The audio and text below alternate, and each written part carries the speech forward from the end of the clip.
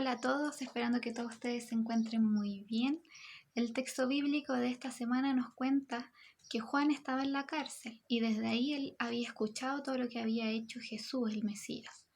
Entonces él envió a sus discípulos a preguntarle a Jesús si era él el que debía venir o debíamos esperar a otro. Los discípulos fueron y Jesús les dijo que le fueran a decir a Juan todo lo que vieron y todo lo que escucharon, de que los ciegos ven, los cojos andan, los leprosos quedaron limpios, los sordos oyen, le llegó la palabra a los más necesitados, y dichoso aquel que no se sienta defraudado por Jesús, ¿cierto? Eso es a grandes rasgos el texto bíblico, y de ahí podemos sacar varias cosas. Primero que todo, podemos decir que todos estos milagros, todos estos signos que hizo Jesús, son demostración de que Él verdaderamente es el Mesías, el Hijo de Dios. Por otra parte, también podemos decir que estos milagros que realizó Jesús son signos de cómo es el reino de Dios. Con esto decimos de que en el reino de Dios no va a haber ningún sufrimiento, ningún mal, y todos los padecimientos que tuvimos aquí en el reino de Dios ya no van a existir.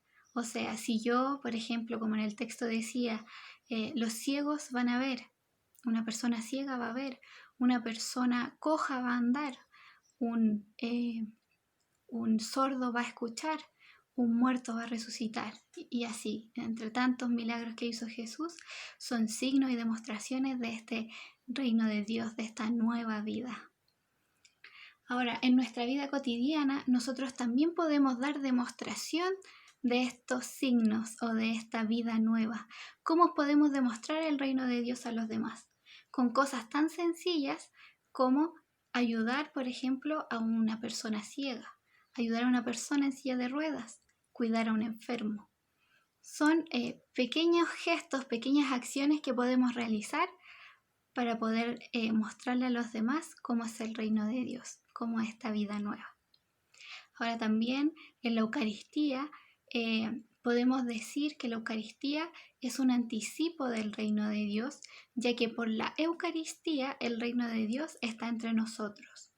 Ahora, todos los que participamos de la misa también tenemos una gran responsabilidad, ya que al participar de esta nos comprometemos también a llevarles este reino de Dios a los demás.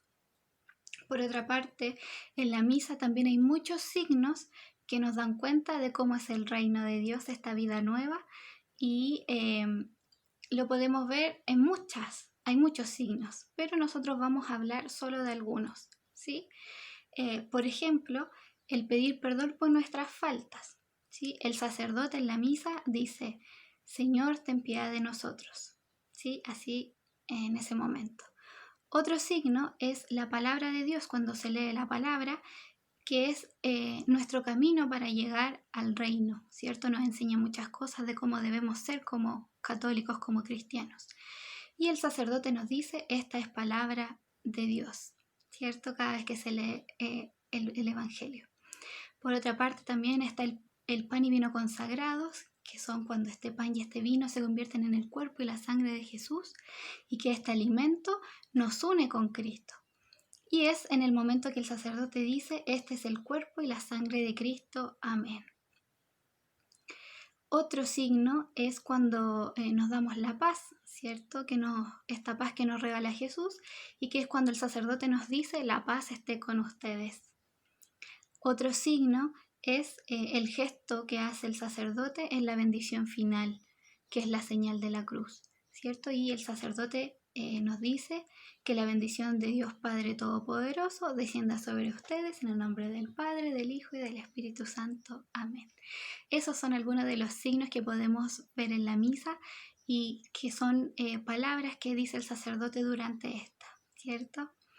Eso, esperando que todos ustedes se encuentren muy bien, que tengan una excelente semana y un buen nuevo encuentro. Chao, que estén bien.